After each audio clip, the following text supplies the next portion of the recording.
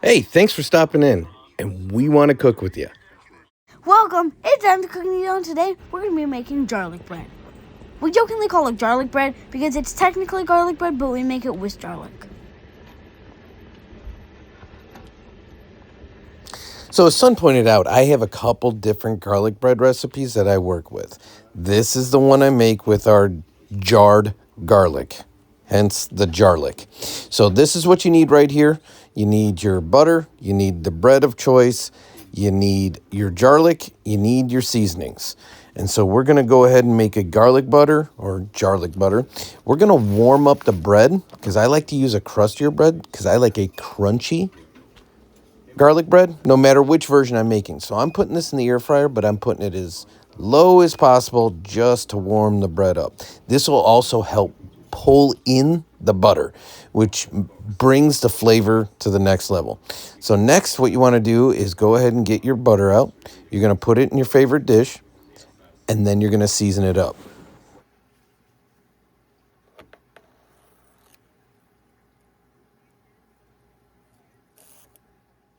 So for this, I'm just going to go ahead and start with 2 tablespoons. And as everyone's aware, the tablespoon measurements are on the side of the butter stick. And then I'm going to do this as a quick melt. So I'm going to use the microwave. Just pop that in, let this melt down. Now, your microwaves are all different. I don't need that much time, and I don't have that powerful of a microwave. So adjust accordingly.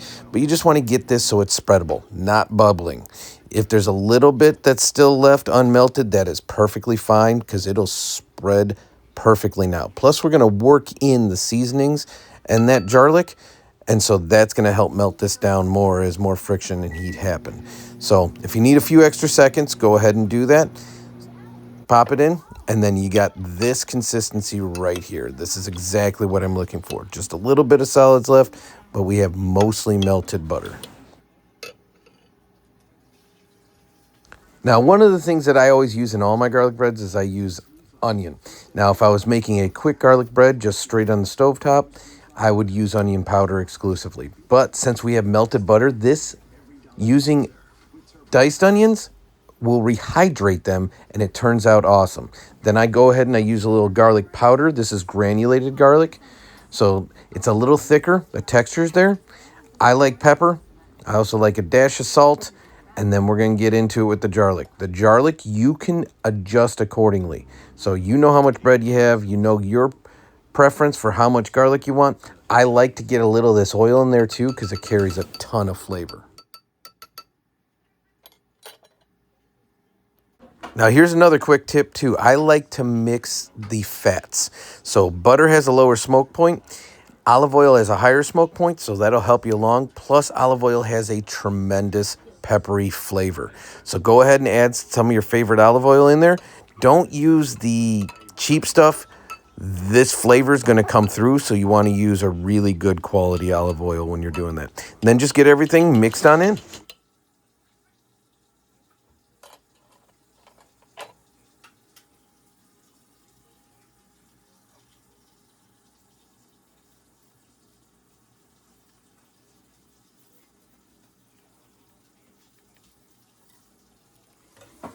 Now that our bread is warmed up and nice and pliable, it's time to bring it back over the cutting board, and we're going to cut these in halves.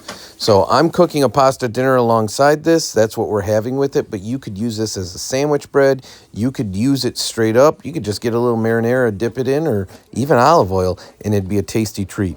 But we're actually having a pasta dinner, so I'm going to get these split, and then we're going to get this garlic butter all over these bad boys.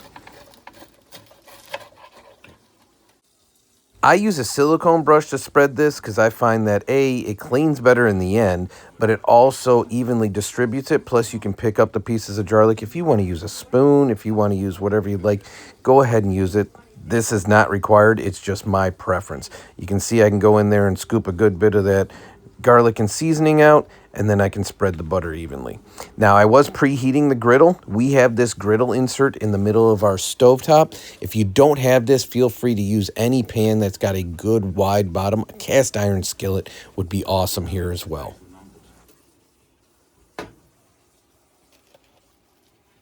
So I start with cut side down, and then I give them a little flip so that way I can put a little bit more on, because this will give you some nice browned garlic, but I want a little fresh on there too. And so I add a little extra, plus it was in the bowl, why waste it? And then it'll give you layer and depth of flavor. So you're not just hitting one note of browned garlic, you're hitting fresh garlic and brown garlic simultaneously in every bite. So while we're sitting here and putting more garlic butter on this, let us know in the comments what's your favorite way to make garlic, any add-ins or mix-ins you use, and we'll try that in the next one. If you've done this, go ahead and give it a quick flip, put it back down on the cut side, so that way you can brown it to your preferred doneness level. Now, be careful where you're putting your hands, especially if you're making multiple things. Like I said, I got pasta water boiling, I got all sorts of stuff going on here. So just be safe, that comes first and foremost. Now that it's done to my liking, it's time to pull. You can pull yours when you're ready, but this is the perfect golden for me. Thanks for watching. We hope you enjoyed. And if you did, feel liking, subscribing, and turning on notifications. Take care. We hope you have a great day. And check out this video. YouTube thinks that you'll like it if you like this one.